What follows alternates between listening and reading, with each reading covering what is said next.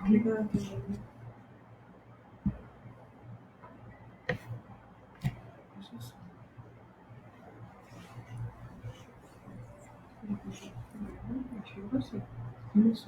Graça e paz da parte de Deus. Tudo bem com vocês? A gente está de uma maneira um pouco diferente no virtual. O virtual não quer dizer que não é real, né? O virtual, ele é só a ausência da presença física, mas é um culto que a gente está fazendo em adoração em espírito e em verdade ao Senhor. E é evidente que no meio dessas lutas todas a gente está feliz, sim. Está feliz porque nós somos família de Deus, nós temos esperança em Cristo e sabemos que nada do que está acontecendo está fora do controle de Deus. Deus é soberano e está sobre todas as coisas. A gente louva a Deus pela existência dele na nossa vida, pelo que ele tem feito através da história, através de nós, através, enfim, do seu evangelho, através de Cristo em nós. Eu quero refletir com você nessa noite em um tema que é uma indagação, que é uma pergunta. Como o meu viver pode agradar a Deus, né? É uma pergunta que eu estou fazendo nessa noite e eu quero refletir nisso porque a gente fala muito, muito mesmo naquilo que Deus está fazendo por nós, mas a gente fala muito pouco do que a gente faz para Deus. Então, isso é muito importante, você pensar que nessa relação de Deus e o homem, o meu viver pode agradar a Deus ou não. Isso é uma reflexão que a gente vai fazer nessa noite. E quando falamos de Jesus assim para as pessoas, a gente costuma mostrar para as pessoas aquilo que Deus faz, o movimento de Deus. A gente é assertivo quando a gente fala realmente do plano de salvação, da cruz, apresentando o movimento de Deus, o amor de Deus, o carinho de Deus por nós, tudo que Deus faz para nós, mas a gente freia um pouco quando se refere àquilo, o que você faz para o Senhor, o que você tem dado a Deus diante desse imenso amor de Deus por nós. Deus nos amou de uma tal forma que ele resolveu se humanizar, vir à Terra, andar com a gente, salvar a gente, não veio só dar exemplo, veio gerar vida na nossa vida, veio habitar no nosso coração. Eu costumo dizer que tem muitos lugares lindos no universo, mas Deus resolveu morar em um lugar, no coração daquele que crê, no coração daquele que abre a sua vida para Jesus. Então, olhar para aquilo que eu, Kleber, você, Carlos, você, João, Maria, aquilo que você devolve a Deus, aquilo que você dá com a sua vida ao Senhor, isso é muito importante. Isso eu quero caminhar com você hoje. Caminhar com você porque, na verdade, nós somos salvos pela graça. A gente não vai dar a Deus para ser salvo. A graça nos atingiu, Deus nos ama, com amor incondicional, não tem a ver com o nosso desempenho. O Senhor está sobre a nossa vida porque Ele resolveu fazer isso de graça, por amor a gente. Ele não esperou nada pela gente. Paulo, lá em Romanos 5,8, vai dizer que Cristo morreu em nosso favor quando nós ainda éramos pecadores. Então, quando nós não tínhamos nada para agradar a Deus, nós não íamos à igreja, nós não fazíamos nada, mas simplesmente porque Ele nos amou, o amor dele nos atraiu e fez esse movimento de Deus em nossa direção. Então nós vivemos pela graça, nós recebemos bênçãos de Deus pela graça de Deus, nós somos salvos porque somos alvo desse amor e misericórdia de Deus.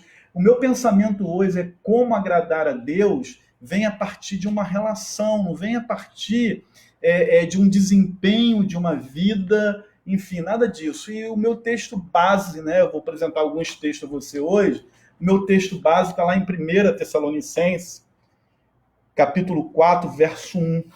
Eu quero dessecar um pouquinho esse versículo 1, porque ele é a nossa introdução. Ele diz assim: quanto ao mais, irmãos, já os instruímos acerca de como viver a fim de agradar a Deus. E, de fato, assim vocês estão procedendo. Agora lhes pedimos e exortamos no Senhor Jesus que cresçam nisto cada vez mais. Não é apenas Paulo não está somente exortando, mas ele já falou que nós já instruímos vocês a respeito disso, acerca de como viver, vocês estão vivendo nisso daí, vocês vivem diante dessa realidade, mas o desejo, a ideia de Paulo é de um prosseguimento nesse projeto de vida que é Jesus, de viver para agradar a Deus. Então não é uma coisa, a gente vive, essa igreja de Tessalônica, os irmãos estavam vivendo de uma forma que agradavam a Deus, ele afirma isso. Nós já instruímos acerca e sei que vocês estão procedendo dessa forma. Mas a intenção de Paulo é que eles continuassem, era uma sequência de viver agradando a Deus. E aí, Paulo não queria que eles perdessem de vista, porque essa percepção era para melhorar, era para não perder o foco nesse assunto de viver para a glória e para o agrado de Deus, numa espécie de uma relação que você se dá e você se dá por inteiro e você quer agradar quem você ama. A percepção de Paulo é essa. Então, Paulo estava querendo gerar na vida dos cristãos de Tessalônica um propósito de vida. Qual era o propósito de vida que Paulo estava falando com eles? Olha, o propósito que eu tenho para vocês é que vocês vivam agradando a Deus. Vivam para a glória de Deus. Então, eu acredito que a gente pode classificar isso quase no campo de uma doutrina de agradar a Deus, uma doutrina cristã. A gente pode pensar, na verdade, por esse caminho.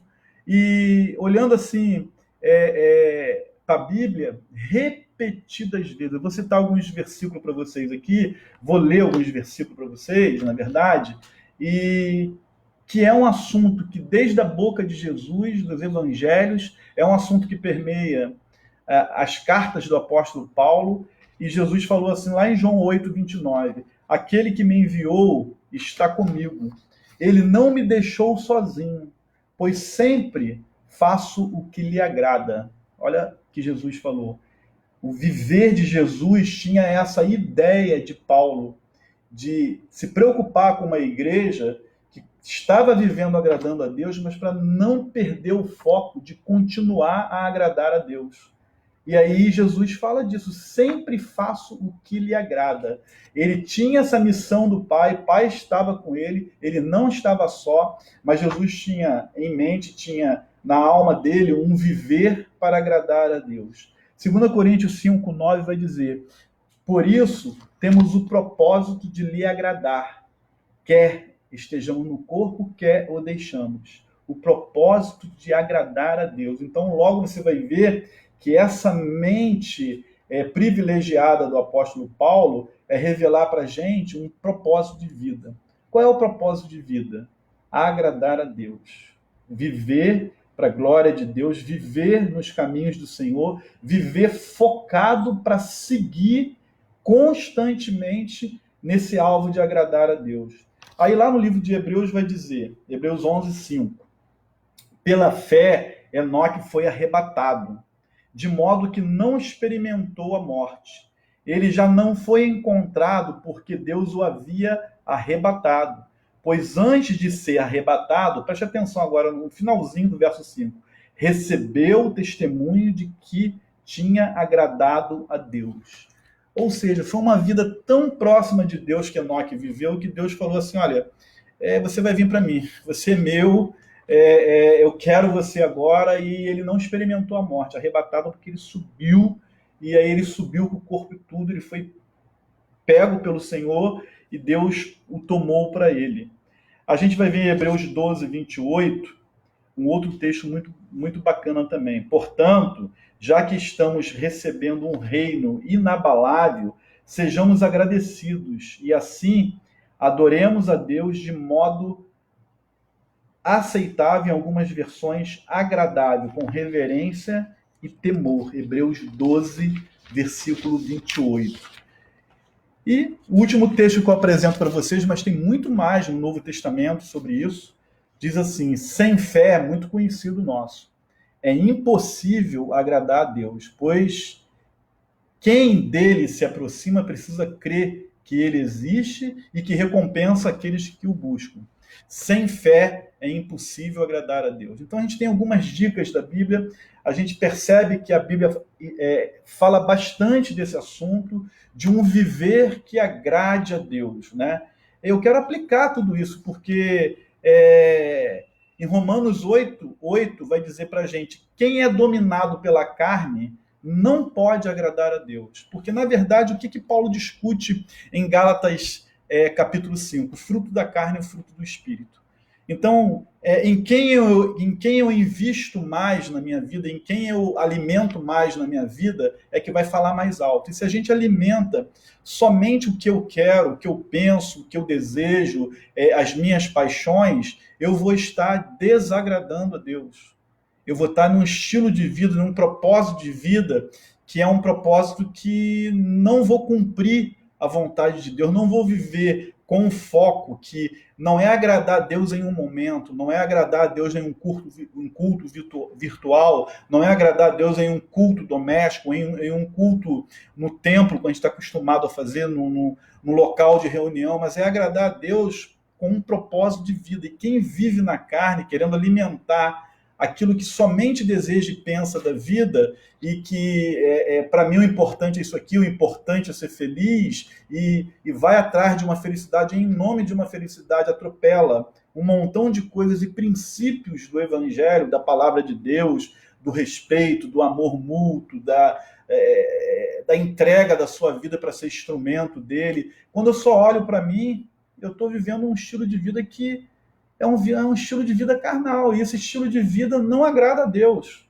Então eu quero fazer algumas aplicações para a gente compreender melhor porque esses versos todos que a gente leu está falando o tempo todo de agradar a Deus. Jesus falou que ele sempre agradou a Deus, o viver dele era para agradar a Deus. Paulo insiste para uma igreja, para uma comunidade de fé, vocês precisam viver focados, não é só agradar a Deus não, em agradar a Deus. Vocês não podem... a minha exortação é essa, eu estou exortando vocês estão nesse caminho, mas vocês precisam continuar. Eu lembro de Oséias, que fala conhecer e prosseguir em conhecer o Senhor, esse propósito de que o encontro com Deus não é um encontro isolado na vida, em uma reunião religiosa ou não, ou que você encontrou, que você agora sacou qual é de Deus para a sua vida. Não. A proposta do Evangelho é fazer da sua vida uma vida de encontro com Deus, uma vida que vem expressar essa realidade de quem habita em você. Então, eu quero fazer algumas aplicações para a gente começar a entender o que esse tema propõe para a gente hoje. O tema meu hoje é como meu viver pode agradar a Deus. Então, o primeiro ponto que a gente pode aplicar é o seguinte: agradar a Deus não porque ele tem necessidades emocionais. Não é uma troca, não é isso, mas isso vai se tornar um balizador para a nossa espiritualidade cristã, para a nossa proposta de vida como cristão. Não é que eu tenho que agradar a Deus porque Deus quer ficar contentinho comigo. Não, longe disso. É um balizador que vai atingir, na verdade, quando o meu alvo é agradar a Deus, é que as minhas vontades, elas têm que se encaixar dentro do que Deus quer para a minha vida e dentro dos valores do reino da sua palavra.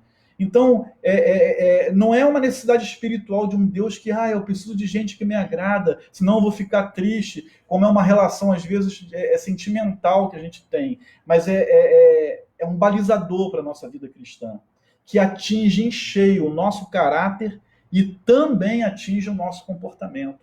Viver para agradar a Deus implica em todo o nosso ser, implica na maneira como a gente interage com o mundo, como nós interagimos com os nossos pensamentos, com os nossos sentimentos, com o nosso próximo, com sistemas. Viver para agradar a Deus vai fazer com que a gente entenda que não é para Deus ficar contentinho, mas é para atingir o nosso viver, o nosso caminhar, o nosso dia a dia. Quando a Bíblia fala em amar a Deus de todo o seu coração, em Mateus 22:37, todas as suas forças, todo o teu entendimento, toda a sua mente, é uma repetição de Deuteronômio 6, verso 5. Jesus cita isso, em outros evangelhos também cita esse verso da Bíblia: amar a Deus com todas as forças, todo o teu entendimento, de todo o teu coração, que não é uma carência dele, mas isso aí é uma questão de honra. E o que é honra? qual é o primeiro lugar na minha vida? O que eu quero, tudo que eu tenho que fazer, seja a minha carreira, seja eu ajudar o próximo, seja eu estar na igreja, seja eu estar no meu curso, na minha universidade. Quem é o primeiro da minha vida? Quem é a minha maior atenção? Para quem eu quero viver e que tem o lugar de trono na minha vida? A questão do senhorio, a questão da honra passa pelo senhorio. Quem é o primeiro lugar da minha vida? Não é uma necessidade emocional de Deus, mas é a necessidade de senhorio. Quem é? O Senhor é aquele que manda. Quem é que manda? Quem é o Pai que me governa? Quem é o Deus que me dirige? Isso tem a ver, está intrínseco diretamente aí, ligado diretamente a um viver que vai buscar agradar a Deus. Então isso vai produzir. O que isso produz na gente? Porque já que não há necessidade de Deus, mexe com o meu caráter, mexe com o meu comportamento, é onde eu dou o primeiro lugar a Deus na minha vida, em tudo que eu quero fazer, seja no meu namoro, seja nos meus negócios, seja, enfim, nos meus estudos, seja nas minhas ações, nas minhas palavras. Eu quero que Deus seja o primeiro. Quando eu quero que Deus seja o primeiro, é evidente que isso vai produzir alguma coisa. Em que? No nosso comportamento, equilíbrio. O nosso modo de viver vai ser alterado. Então você vai pensar, cara, o que eu estou fazendo? Como é que o Senhor vê isso? E o que eu estou fazendo de fato? Eu trago alegria para o Espírito Santo? Porque Deus é uma pessoa, irmãos. Vocês sabem disso. A relação com Deus não é uma relação de troca, eu quero bênção. Não, Deus é uma pessoa. No livro de Efésios, capítulo 4, versículo 30, vai dizer: não entristeçais o Espírito Santo de Deus. Nós causamos tristeza para Deus, olha aí. E quando você está agradando uma pessoa, não que seja um Deus emocionalmente fraco, ele se entristece porque aquilo que eu estou fazendo, que não está no propósito, no valor do reino, no valor da palavra dele, no valor que demonstre eles para as pessoas daquilo que eu creio, penso, quero viver. Quando eu não faço isso, ele fica triste, não é porque ele é fraco, não. É porque ele sabe que isso está fazendo mal para mim, que sou templo dele, que ele habita em mim. Ele fica triste porque sabe que eu estou me prejudicando quando eu me afasto dele.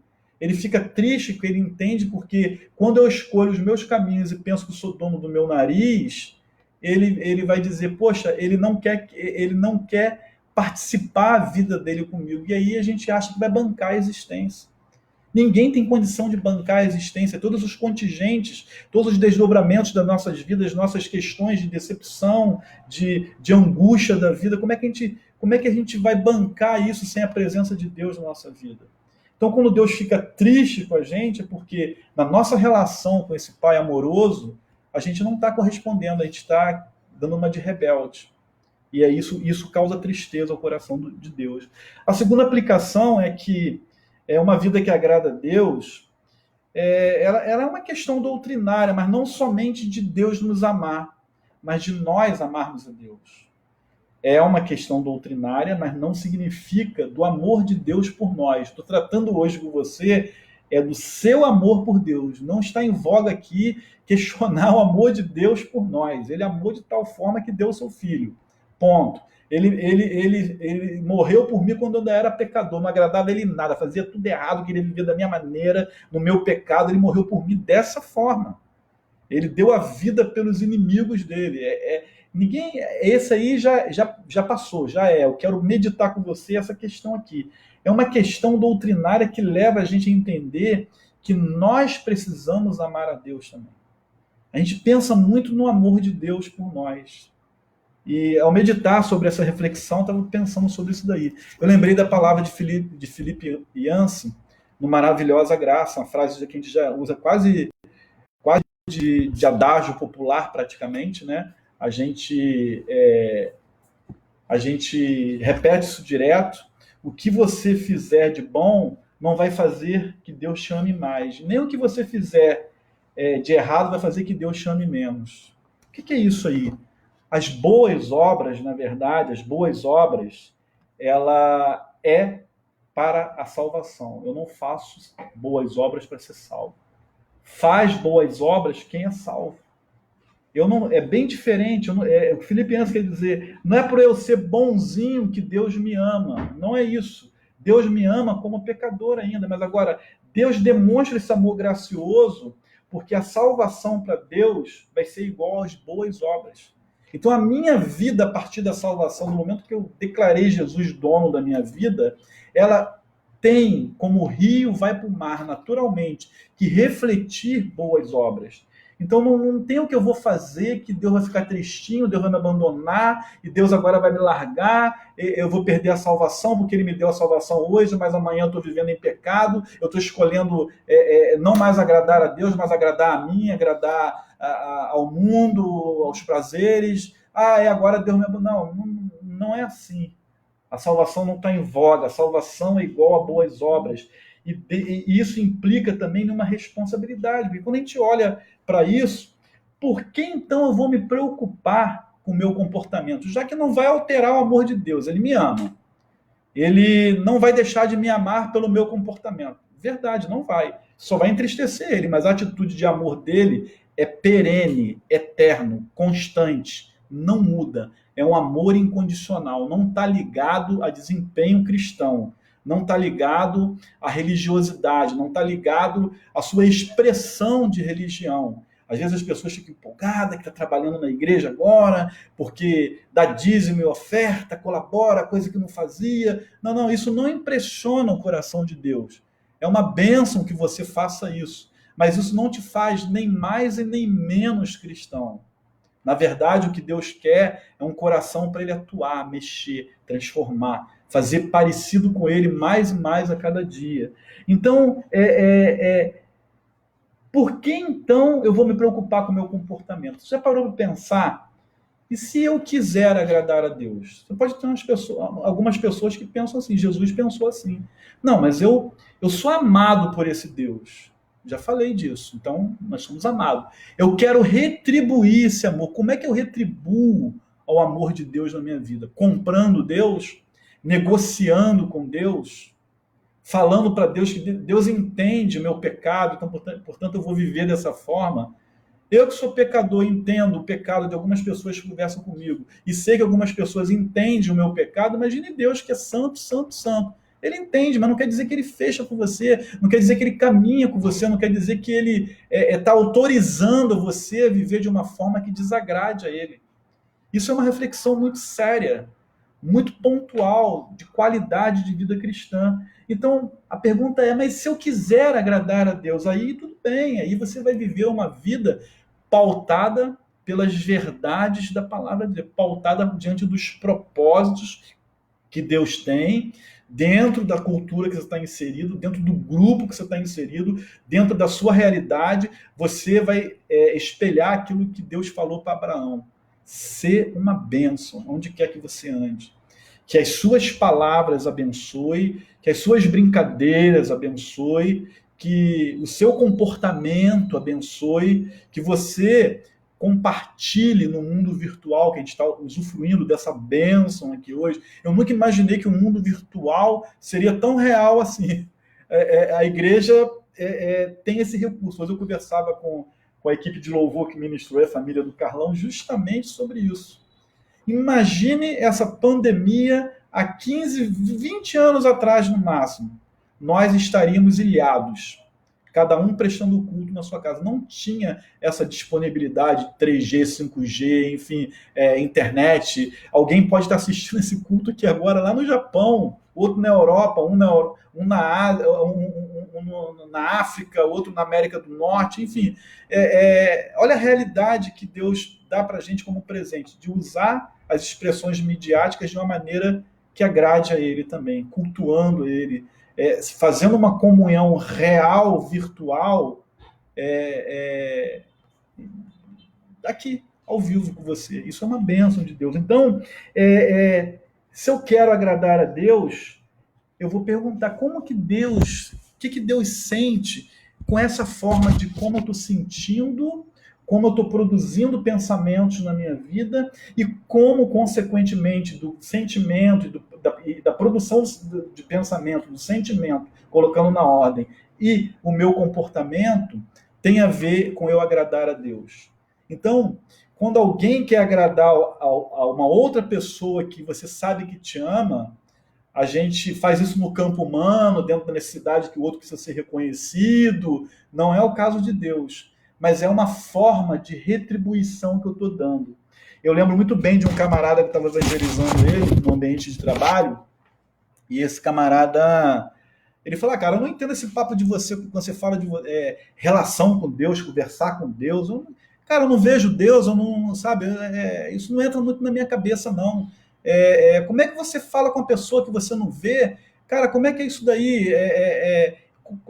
Que relação é essa? Eu não entendo que relação é essa. Um cara muito materialista, né? Era um colega de trabalho, de sessão, e ali naquele tempo eu falei com ele, vem cá, se você chegasse em casa, ele tinha um filho na época, e você chega em casa e você, ao abrir a porta da sala, você entra e teu filho não fala com você. O filho dele já tinha 5 ou 6 anos. Sua esposa não fala com você. Você vai direto lá, toma um banho, volta, aí vai para a sala, ninguém olha para você, ninguém dirige uma palavra a você, ninguém tem nenhuma reação, expectativa de que você chegou, que você fez uma diferença aqui nesse lugar.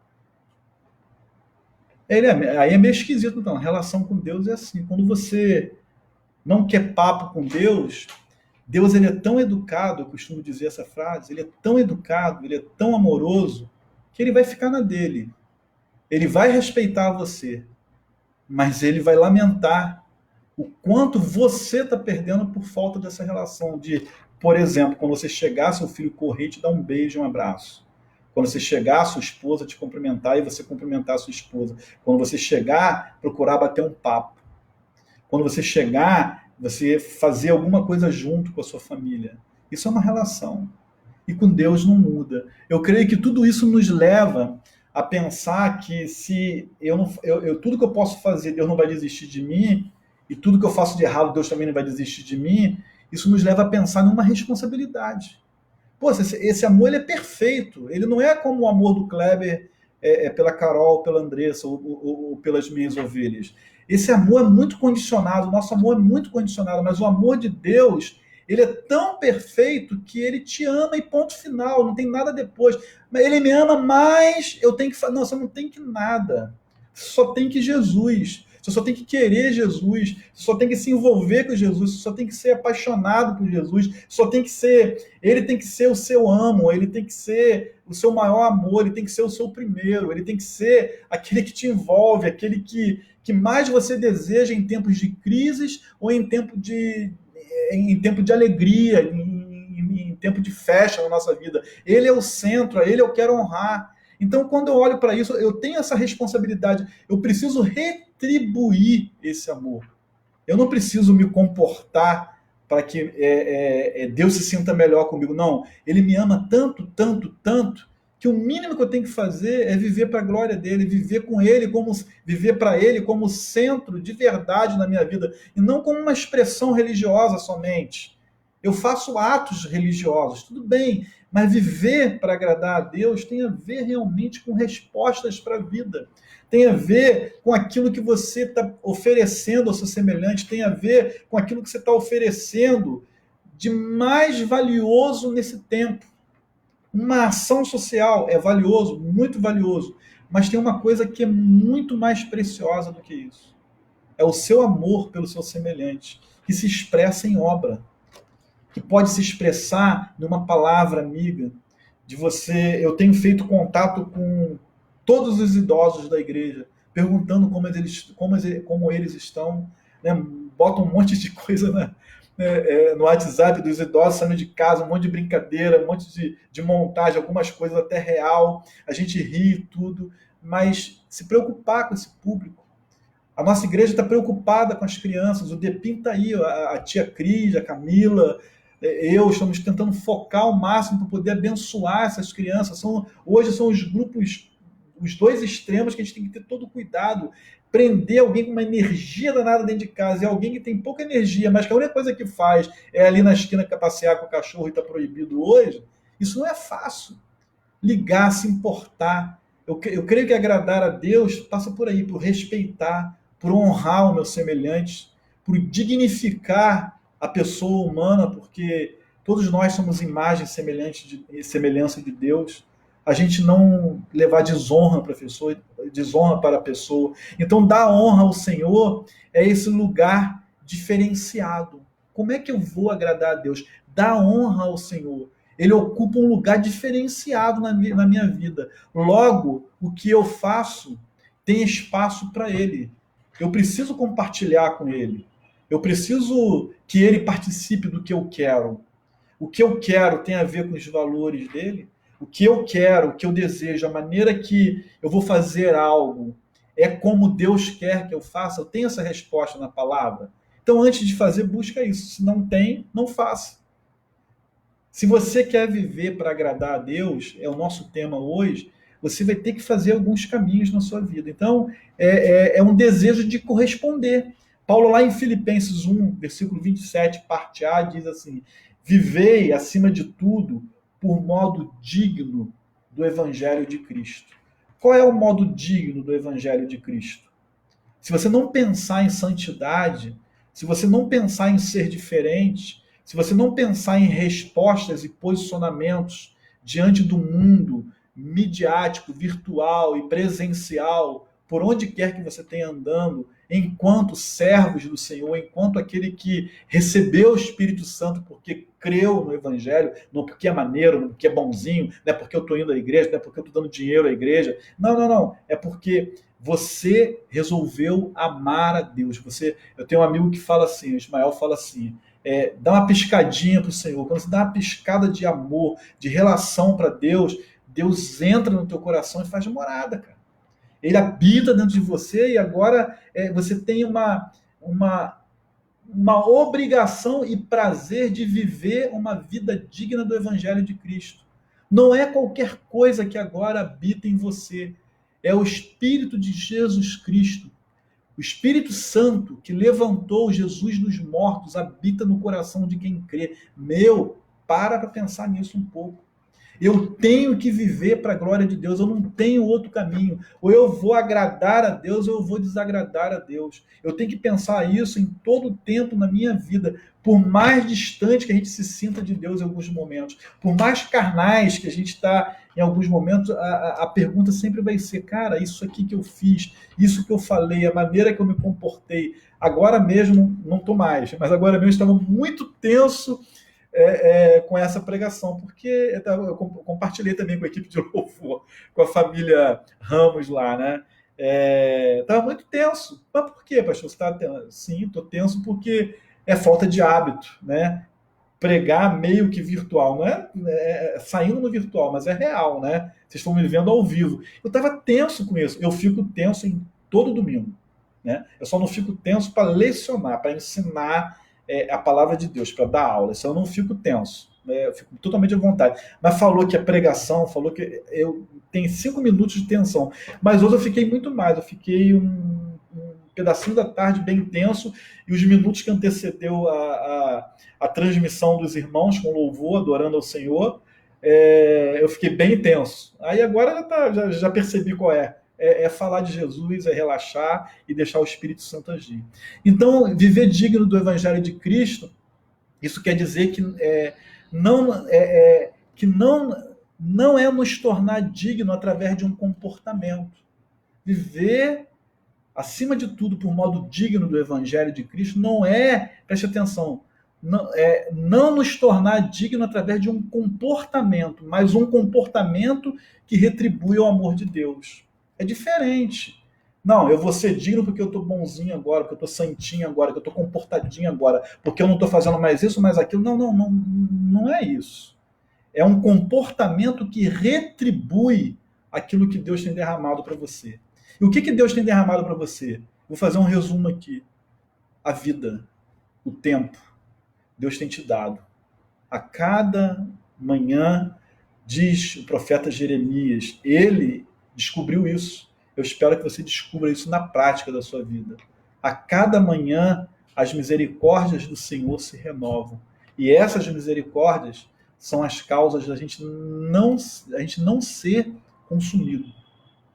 Ele descobriu isso nessa relação com Deus. E por último, A vida que agrada a Deus não é porque merecemos nada. Já falei sobre isso alguma coisa. Sim, o que Deus merece. Eu não faço para parecer e nem para merecer. Eu não faço por isso.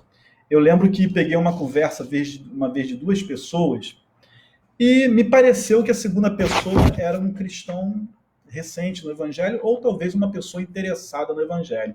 Mas, na verdade, esse diálogo se dava com uma pessoa cristã. E essa pessoa que seria um novo cristão ou seria uma pessoa interessada no Evangelho, falou assim para essa pessoa: você, cara, é muito dedicado nas suas coisas com Deus, nas coisas da igreja. Você, cara, você tem uma vida muito santa. Poxa, você realmente merece esse negócio de céu, de vida eterna. Deus está com você.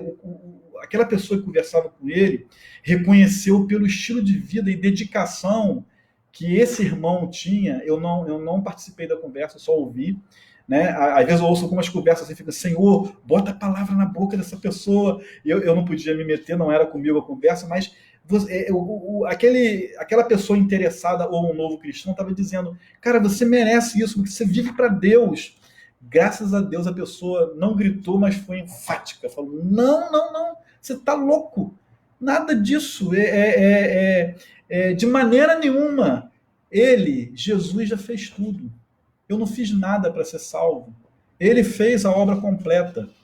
Sabe por que eu faço isso? Isso tem algum tempo que eu ouvi essa conversa, eu lembrei e estou trazendo aqui nessa palavra para você. Sabe por que eu faço isso? Porque eu amo a Deus, eu quero retribuir, Ele me ama tanto também, e a minha relação com Ele, eu quero retribuir, eu quero ser grato com o meu viver.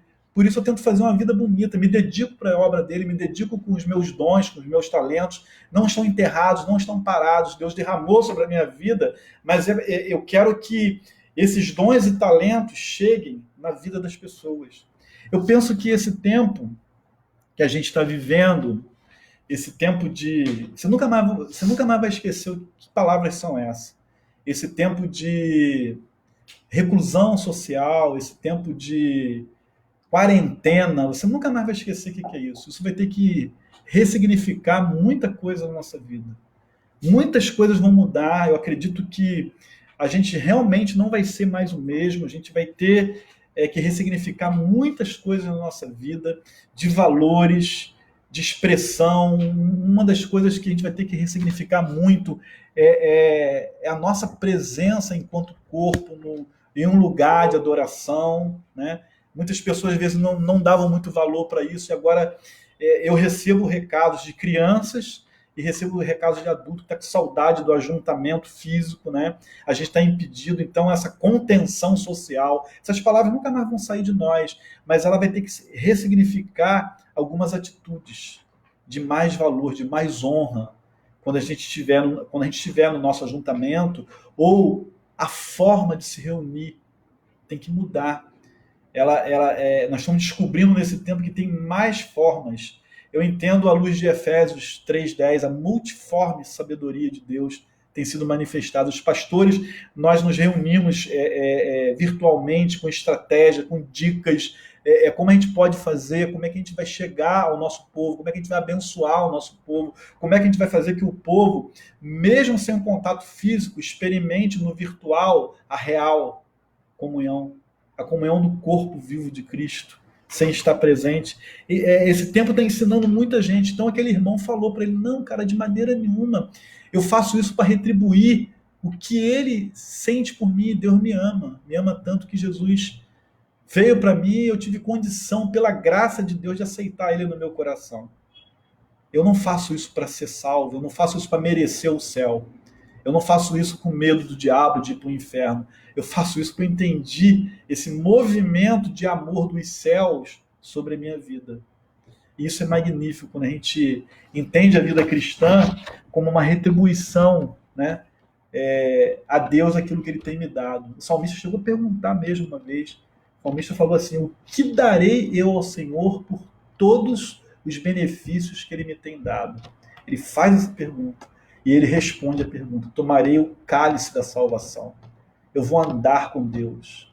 Eu vou viver para a glória de Deus. Eu vou querer andar como amigo de Deus, eu vou querer ser parceiro de Deus, eu vou querer ser instrumento de Deus, eu vou querer ser usado para a glória de Deus, eu vou querer que Ele me tome por completo e permita que as minhas mãos produzam a sua obra, que a minha mente produza a sua obra, que o meu corpo produza a sua obra no mundo, para as pessoas compreenderem o amor de Deus. Então as pessoas parecem não entender bem o recado da graça, porque se é uma questão doutrinária, como eu falei com você, por causa da exposição bíblica dos vários versículos que a gente viu, as pessoas parecem não entender bem a dimensão e a responsabilidade que a graça coloca sobre a gente. Então, o que Deus está querendo com uma vida que agrade a Ele é uma vida que tem uma marca. E com certeza não é marca da besta, é a marca do amor, é a marca do propósito, é a marca de um desejo que eu tenho que ter como Deus tivesse pelo meu semelhante. É uma marca de amar correspondendo ao máximo a quem me ama, né? Ser fiel àquele que está investindo em mim. E quem é que investe em nós mais do que Deus? Ninguém. Deus, ao nos outorgar, nos liberar a salvação, é um voto de confiança dele com a gente. Você agora é meu filho. Você vai viver dependente de mim, você vai viver andando comigo. Não apenas num culto, não apenas em uma reunião solene, não apenas no domingo, não apenas ou numa quarta-feira, ou num PG, não apenas nas expressões religiosas, mas você vai viver comigo como um projeto, um propósito de vida, Jesus em mim. Que Deus te abençoe ricamente, que você possa refletir sobre essa palavra, colocar essa palavra, dar um lugar a essa palavra no seu coração, saber que a sua vida não é só o que você quer, não são só os planos egoístas do ser humano. Algumas coisas na pandemia a gente está vendo que, assim, como é que eu vou falar para você, está demonstrando para a gente algumas atitudes. Eu lembro que um colega estava na farmácia e perguntou ao farmacêutico, tudo bem por aí? Ele, não, tudo bem, estava iniciando ainda, estava se palmeando se ia conter ou não a sociedade, e esse pastor foi na farmácia e perguntou, né? Aí chegou uma pessoa e falou assim, você tem paracetamol aí? Aí, tem sim. Quanto o senhor quer? A pessoa falou assim, o colega ficou assustado, eu quero todos. As pessoas querem comprar todo o álcool gel, a pessoa quer chegar no mercado comprar, eu vi, com meus próprios olhos, 4, 5 carrinhos de compra, fazer um estoque para 3 meses, não interessa a ninguém.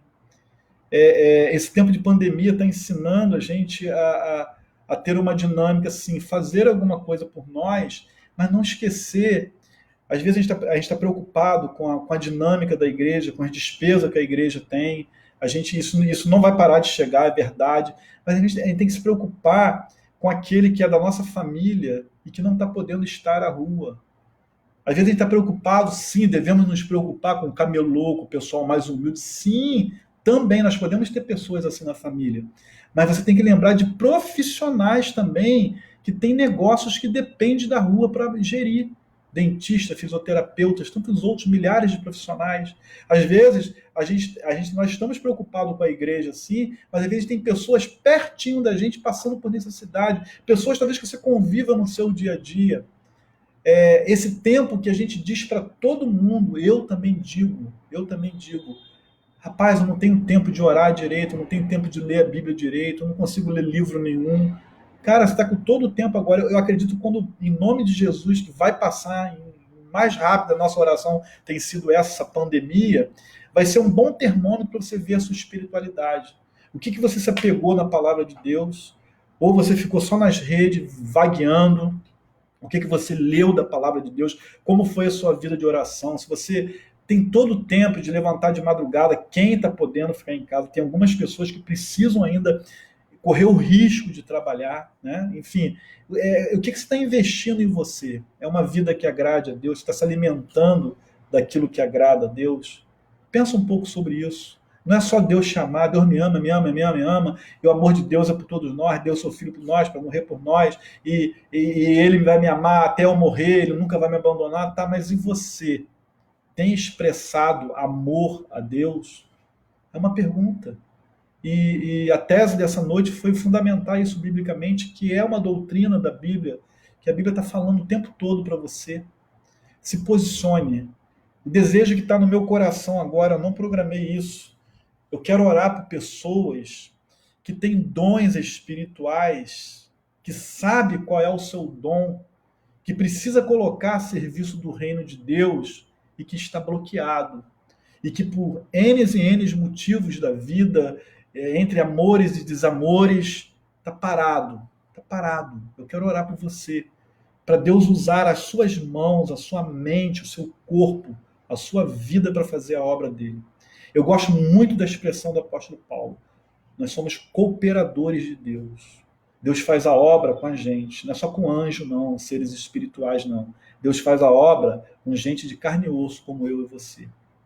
Eu peço a você, para você colocar a mão no seu peito, que eu quero orar sobre você. Se você entende que você precisa viver para agradar a Deus, e se você quer tomar essa atitude para agradar a Deus com aquilo que você é, da forma que você é, com a sua mente, com o seu corpo, que você quer ser usado para Ele, no reino dele, para a vida das pessoas, para a vida da igreja de Cristo, uma vida que conte com as suas mãos, com a sua obra.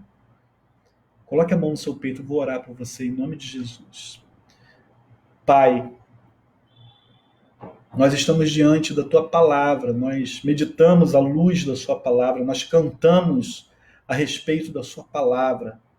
E agora, Deus, eu quero colocar o coração daquele que entendeu que essa palavra de viver para a tua glória, de viver para agradar a ti, de ter uma vida que seja um projeto de vida, se mirar em ti, querer olhar para ti, querer te amar com a expressão do viver.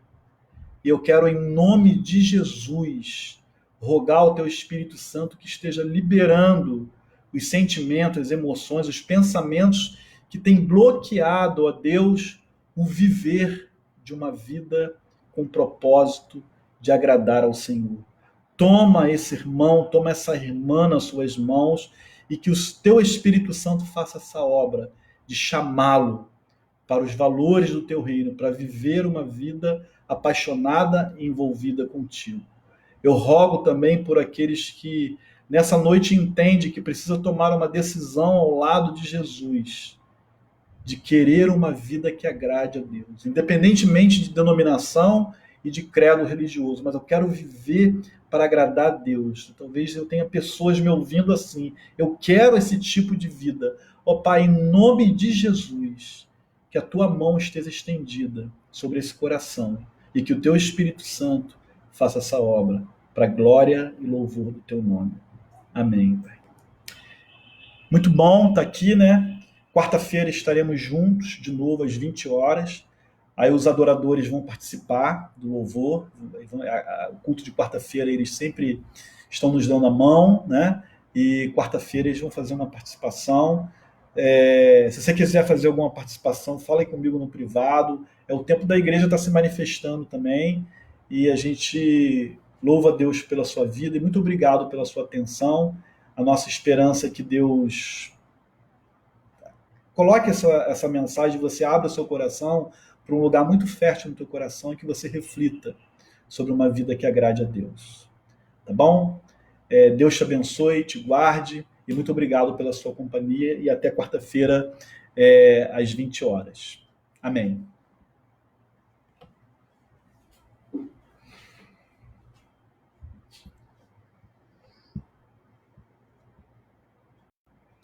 Obrigado.